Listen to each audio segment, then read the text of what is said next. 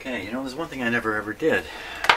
So I thought, trying to measure the resistance, or did I measure the resistance? I don't remember. Once it's out of circuit here. I'm going to do that now. Never too late. Yeah, I really do need some kind of nice meter stand.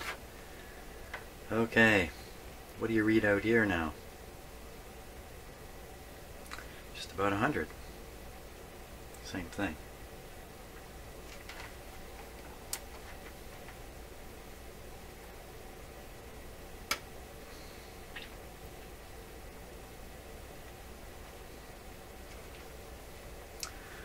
$100, but its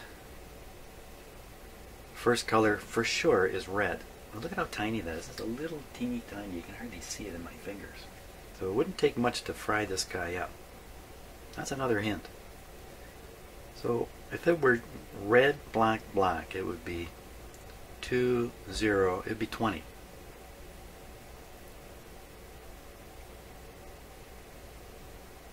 If it was red, black, brown, it would be 200. Holy smokes. I'm going to stick it under my microscope. Not sure that's going to help at all, but it sounds like fun to me, so let's do that. Okay, there it is. Let's look down its length here and see what we can figure out.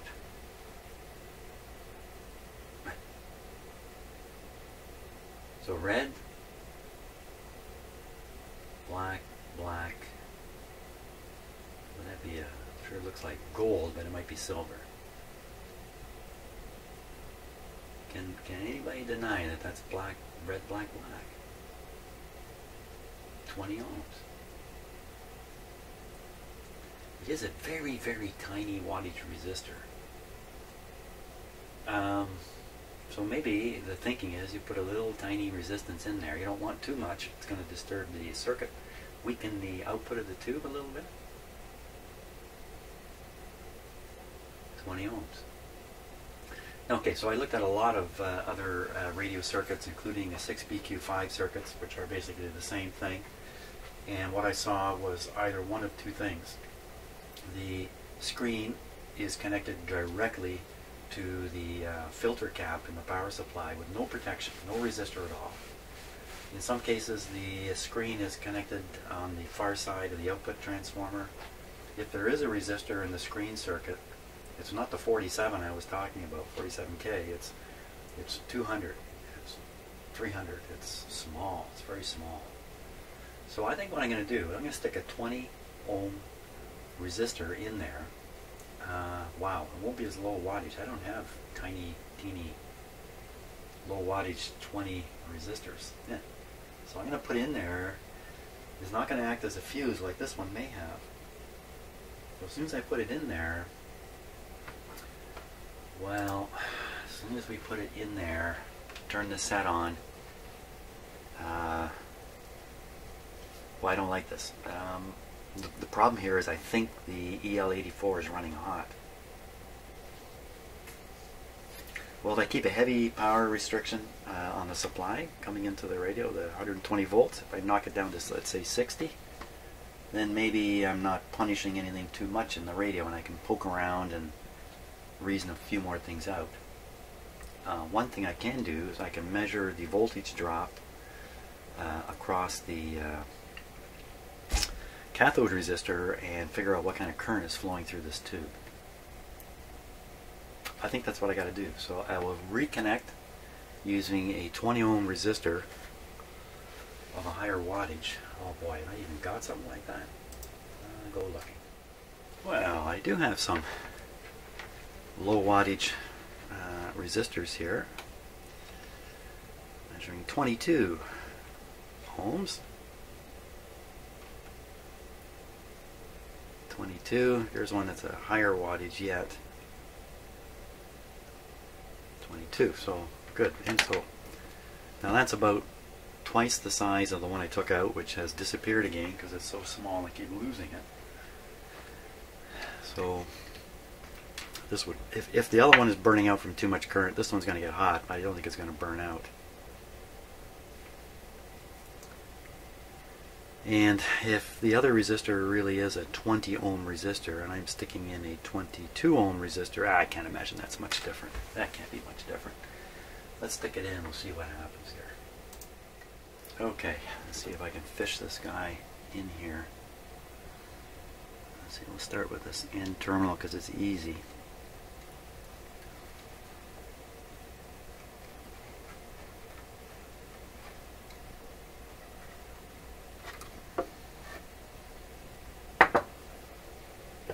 That looks pretty good.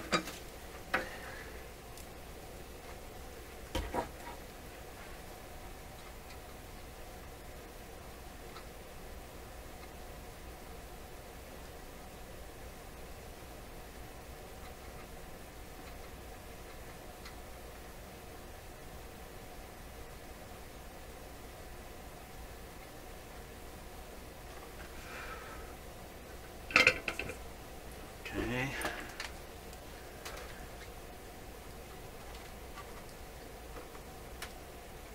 Just pulled right out of the solder.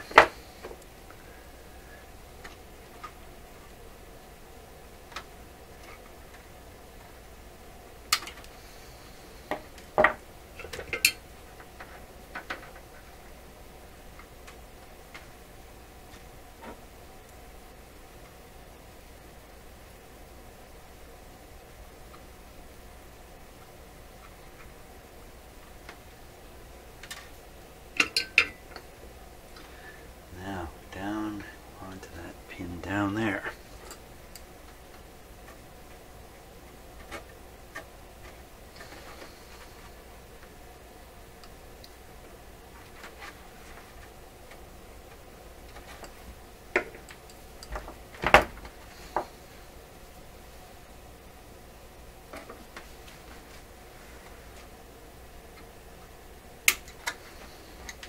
Just get rid of some of the excess wire here.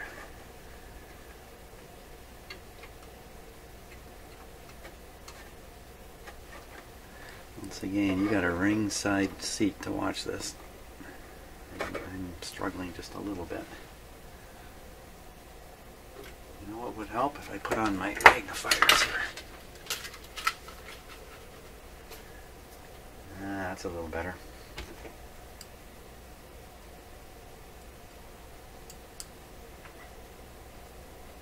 It's kind of laid up on the side of the terminal.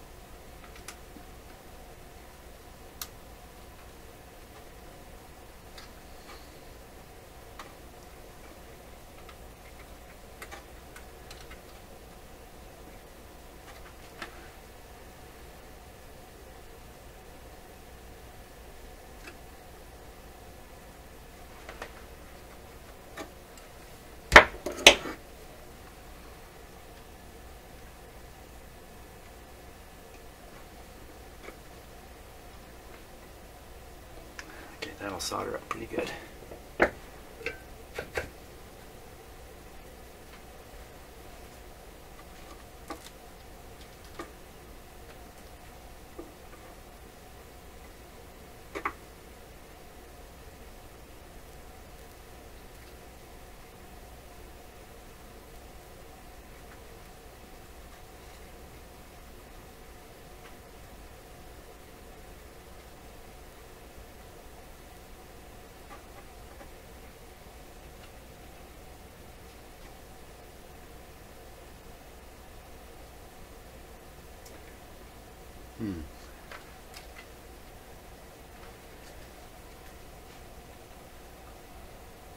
Just kind of laying on the side there. I don't really like that too much. Let's see if I can get a little more where I wrap the wire. It's almost impossible for me to see this.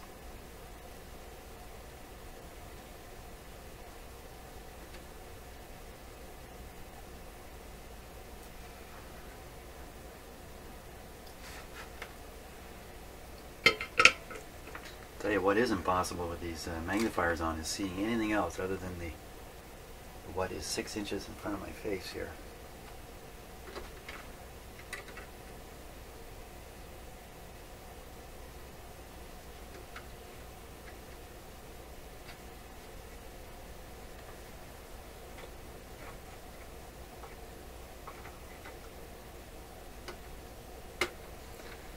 it's not going to fall off. Okay. So I think the next objective is what's the current on that resistor, and what is the voltage drop on the, can't quite see it from there, on this resistor here. Now I removed the protective tape from here, which means I've got some open connections. I don't like this one in particular. I'm going to do something about that one because it's really out there begging me to come into contact with it. So let me sort that out. I've got a simple idea. Okay, I got a couple sizes that are bigger here. Let's see if we get this one on. The thing about these is when somebody sees them, they know exactly what's going on, and they won't dry out and fall off. This just isn't. There isn't really a lot of wire here to work with.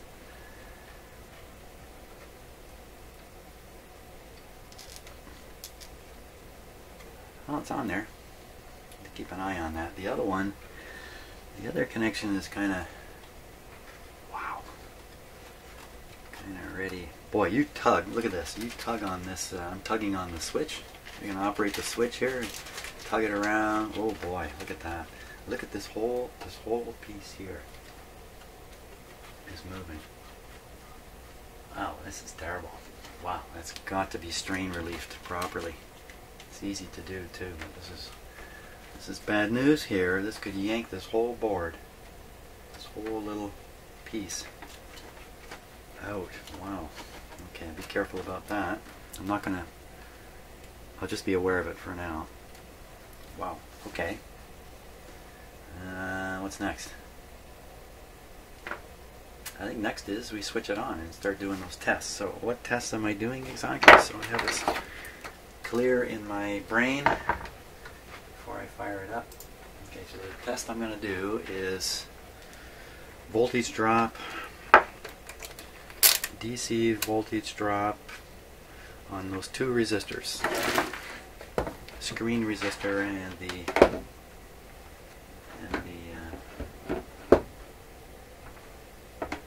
cathode resistor. Can you sit still there? Kinda. Okay. Get this out of here. I got a piece of solder laying inside the radio. That's not going to go well. Where's the plug?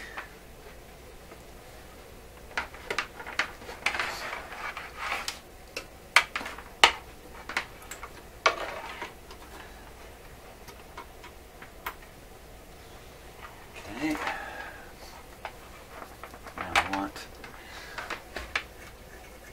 Maximum restriction up here.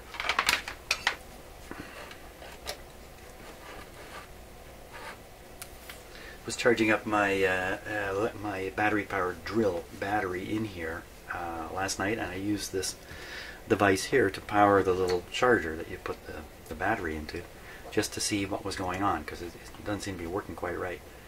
What I learned is during charging, that's the first 25 watts of power going into my drill battery.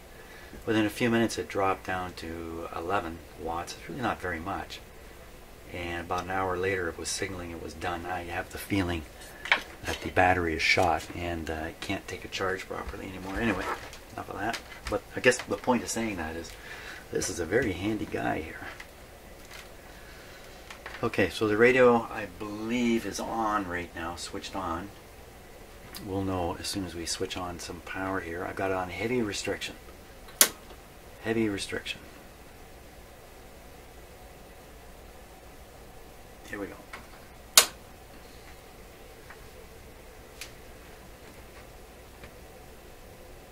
There isn't even enough voltage to operate my machine here. Very, very low. So let's see, we're about 40% of 120 volts. So it's about 30 volts. It's next to nothing in here. In fact, that's really kind of too low. A little bit too low. Let's take it up a little bit here. What I'm going to do, see my lights up here. Cut the power. Oh, oh, oh, oh, a small crisis there. Okay, let's switch to from a 25 watt bulb to a 40 watt bulb. That's what I was doing. I pretty much crashed into everything in my shop here in the meantime.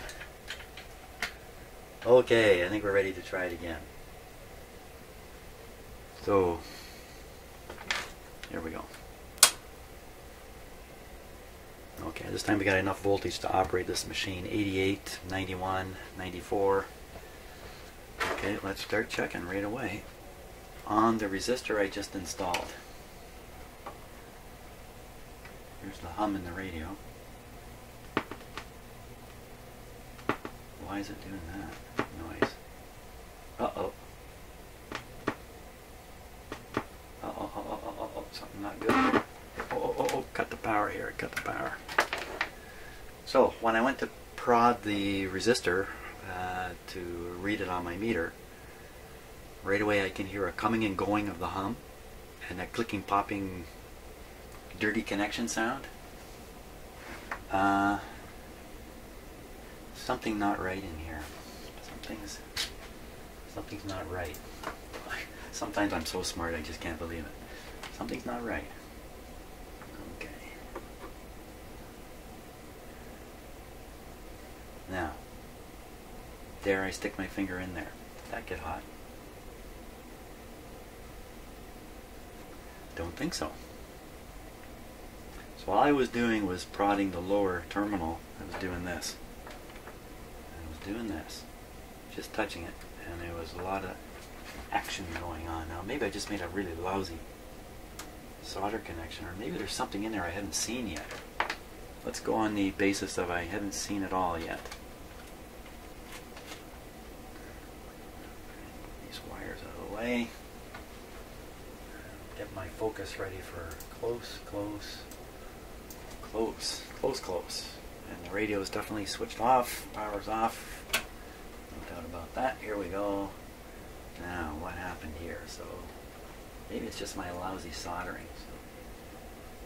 So, I kind of assumed this upper one took really well. Sure looks good, doesn't it? I don't see that there's any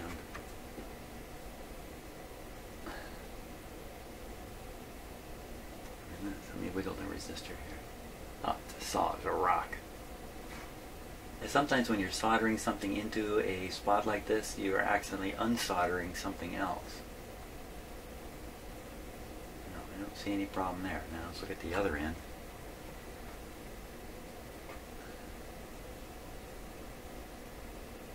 Well,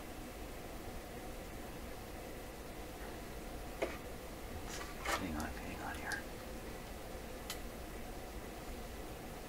So what I'm looking for here is a bad solder joint. Doesn't look very good, does it? But really, why wiggling this much would make a dramatic difference in the radio's operation. You can see the tube pin shoved up. The tube pin doesn't look good. The tube pin looks burned.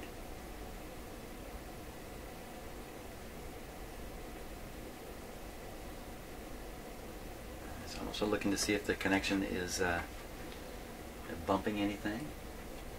Am I shorting out on that center mast there? Quick, let me get more light on the topic. That's pretty pitiful. Let's get a ton more light on it here.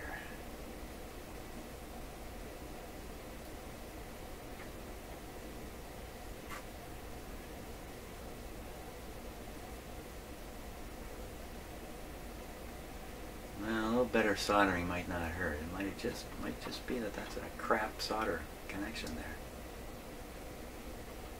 The blue wire doesn't come near it.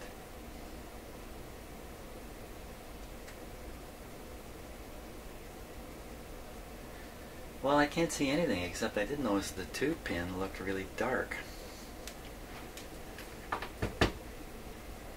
Okay, let me pull out the tube here.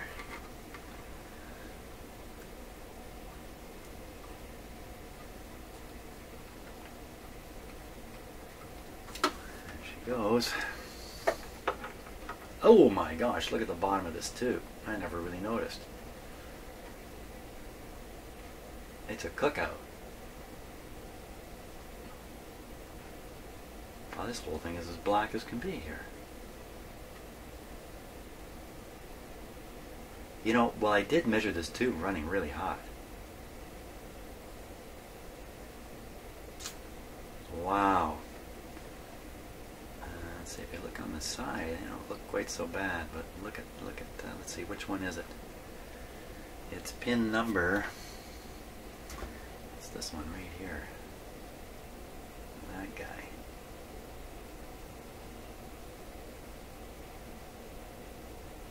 Hey, I feel like going under the microscope again. Not me personally, but this tube. See the black? Tested okay though. That black appears to be inside the tube. Nothing on the outside.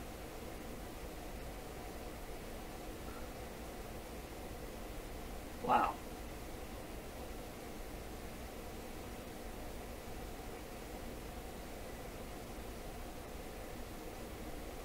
I don't know.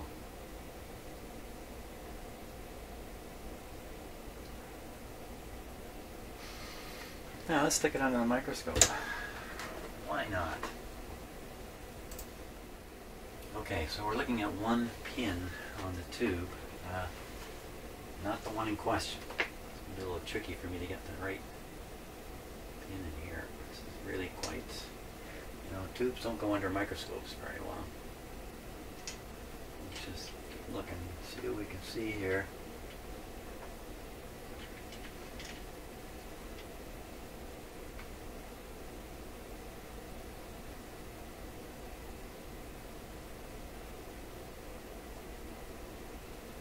Just kind of looking at each pin as it rotates by. They all look pretty much the same. This one's got a little more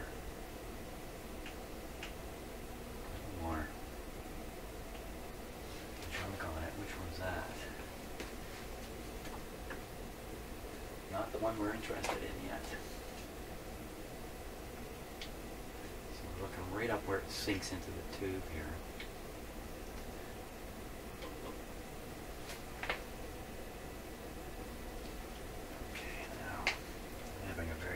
Seeing this myself. Okay, let's keep going. Next one. Next one. Next one's missing. Okay, so this next one here is the one we're curious about.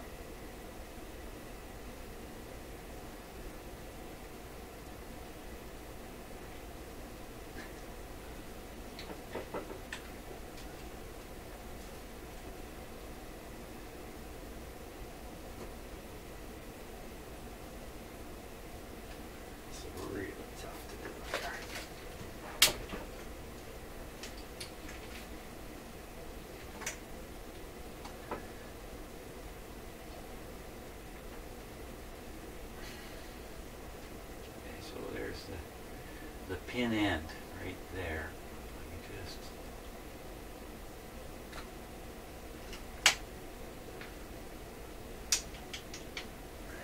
not doing so well here on the microscope stuff. Well, you know, I'm not seeing anything on these pins that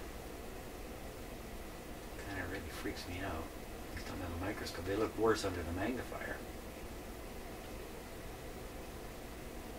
Definitely some brownish stuff on them. Okay, enough of that. Not helping too much. So the question is this tube causing the problem? And I put it through the tube tester. It seemed to be registering very good, in fact. Very good. Why would a tube register very good? Can it register very good, and that's actually a sign that it's very bad? I don't quite buy that.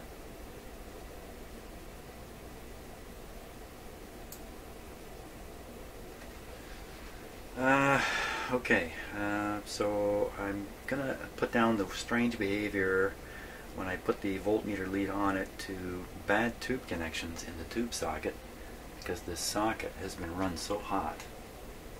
It's one way or another, it's somehow developed some kind of gooky coating on the pins of the tube. Oh my gosh, how am I ever going to get it plugged in upside down like this? Okay, I think I'm ready to try these measurements again.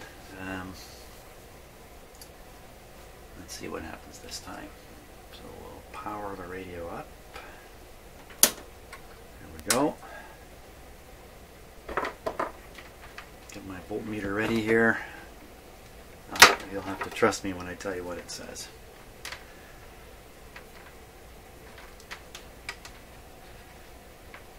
I want the radio to come on like last time. Hello?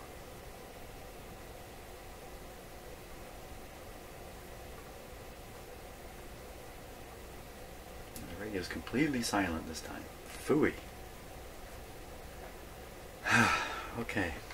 It's open for a nice little hum there. Reading from the chassis to start with. What I'm going to do. Okay, cathode. 3 volts. Doesn't sound bad. What's here? That's going to go way over the range of my... Okay, so here we've got 120 volts, and on the tube side of that, you can hear that. On the tube side of that, 121, 122. How do you manage that? 100, it's going up, so it's 122. That didn't sound good, did it?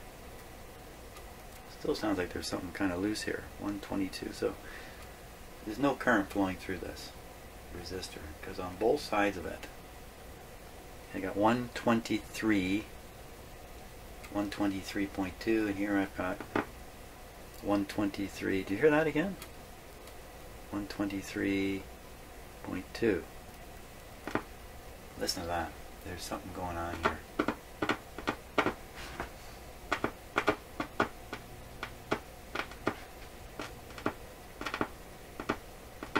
What is it? This is what probably burned up things.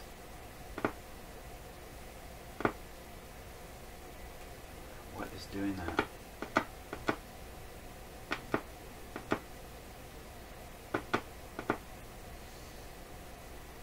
So I'm moving stuff and I'm looking everywhere to see what. It's kind of stopped now. Ah.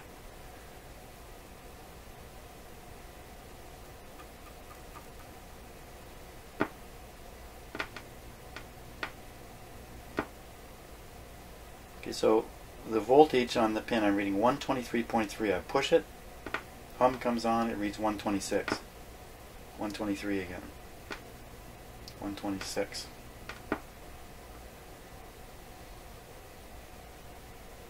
Wiggle some other things and see if I can get something a little safer to work with here.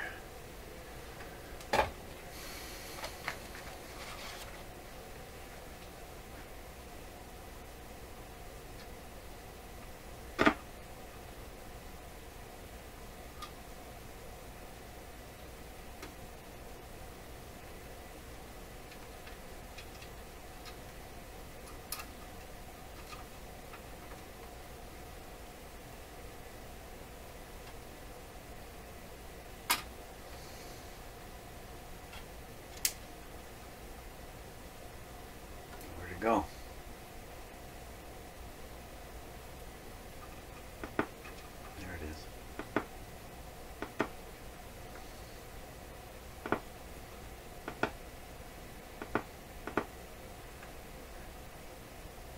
Oh, it's a lot better looking at the camera image here.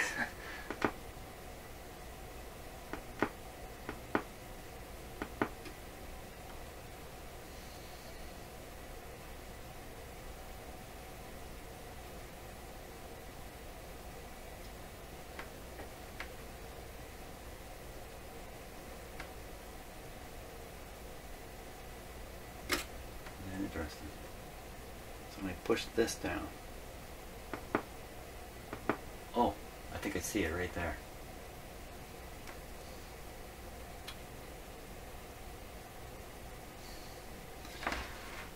Oh, I can't see.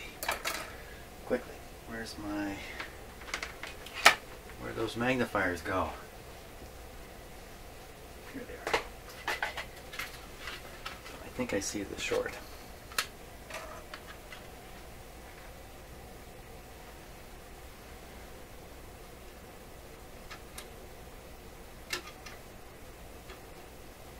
Big long capacitor lead here.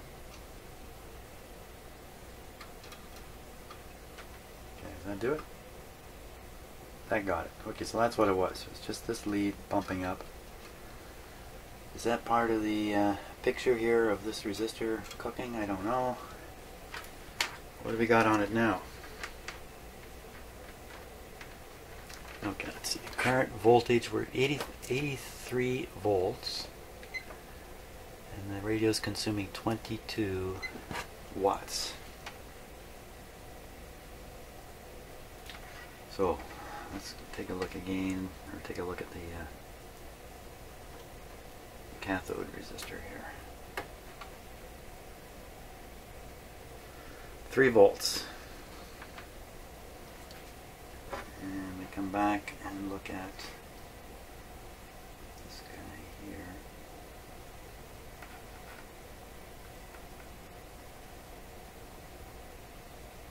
Voltage drop. Wow, it's not showing up on the meter. Let's try that again.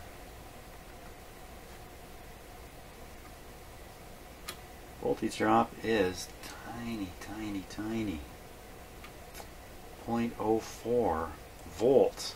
0.05 volts is next to nothing flowing in here. There should be like 6 milliamps. Okay, quick.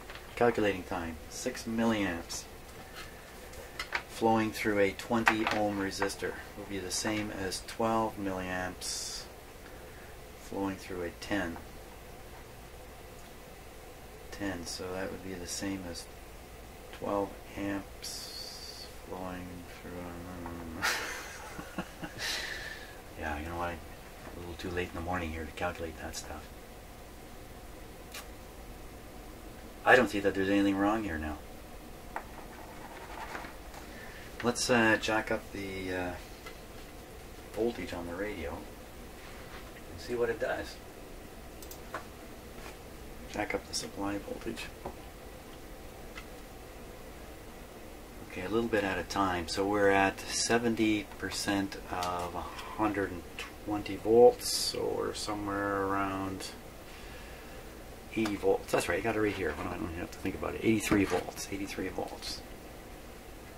So we'll take it up a little bit higher here.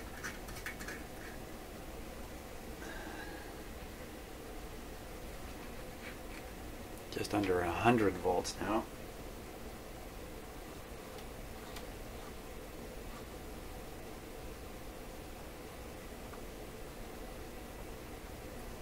Are any of the buttons pushed?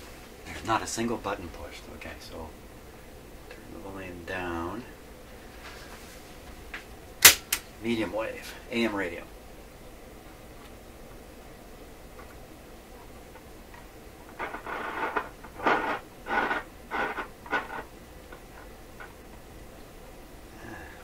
That's right, I forgot about this. The pointer only goes part way and sticks.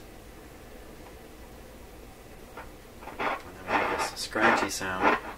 Maybe that capacitor is constantly shorted. So, you know what could cause it to stick here? The outside plates on the tuning capacitor are split. So you can bend sections of them here and there to affect the tuning of the radio. And sometimes those can get tipped in a little bit. And then as the plates rotate, one of the tipped in ones will bang into the other plate. And it'll just lock it up like that. You have to bend this back and keep it moving. Is that the problem? I got no idea. Okay, let's go to FM because we had luck with FM. Let's see if we're still having luck. FM. Still having luck.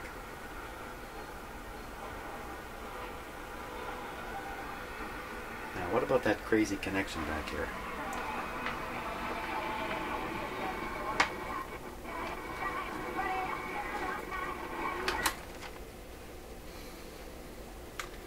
Great Canadian singer there. Ooh, there's a real mess, but it's on there pretty good. Come off. This is a disaster, what was done here. Should have just pulled the plug out, cut off the internal antenna. Holy smokes. For twisted wire, it's hanging on pretty tight. There we go. Should just pull this out and try to plug this right into the radio here.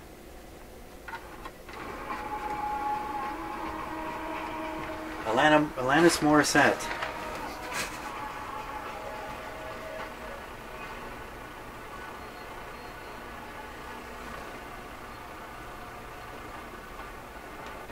Some stronger stations down this way.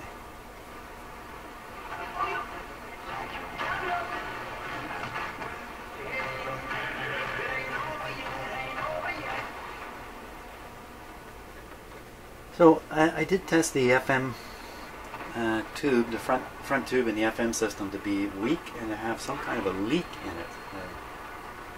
So maybe if we switch that tube, the FM's going to come out really good. The AM side, let's just hear that again. Hey, let's flick it on shortwave here.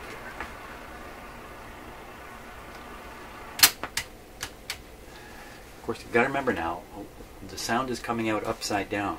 So we got to keep that in mind while I have the radio like this. Volume is full, you know, we're not getting much oomph out of it. Is that right?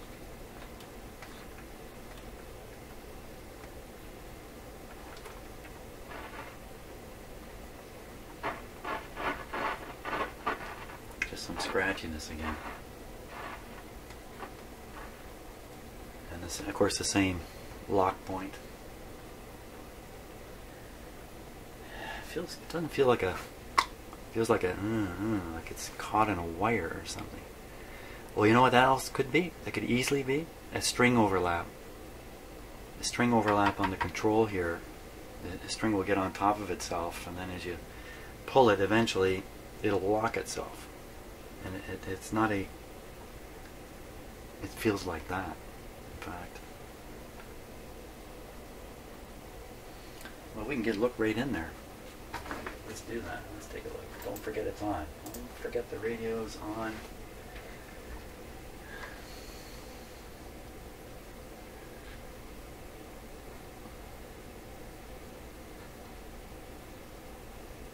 I have a better focus here. Hang on. Hang on, everybody.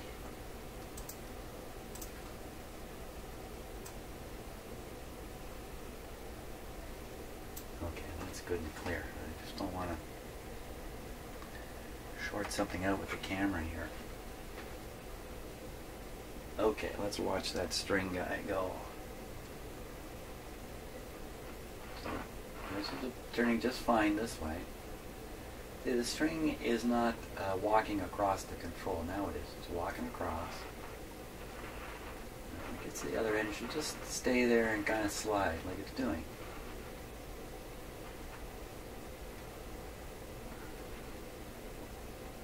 Okay, here's the binding point. Now, see the string shift as I tried to turn it past? The string is not binding on this control. And when I try to turn it, you can see the string slacken up a little bit on one side. So it's catching somewhere else.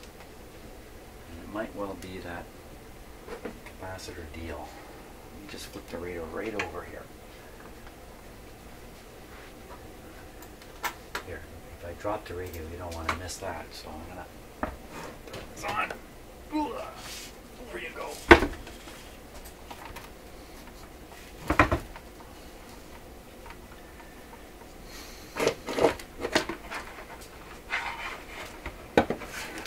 Cord's kind of caught under there, but that's okay for now. Okay, let's watch the...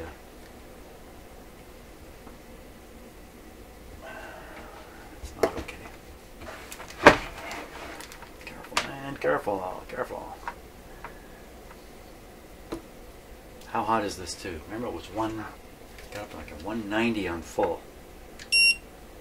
128.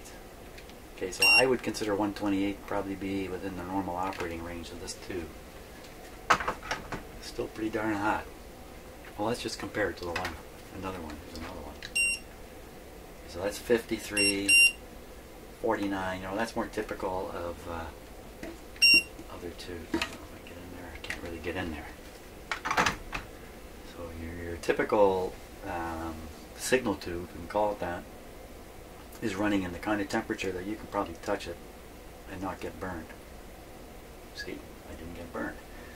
But I won't do that with this tube, and I wouldn't do it with the rectifier tube either. Those two guys are hot, hot, hot. Okay, what was I doing? Checking why this thing won't tune past a certain point on AM. That's what I'm doing. Okay, I'm going to get my hand on the control here.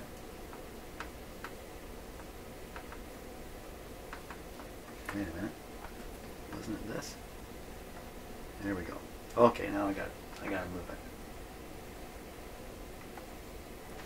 Switch cameras here. See what we can see.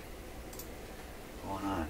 You know what? I'm going to turn the power off because I just don't need to risk a shock here or shorting something out. Oh, look at that plate.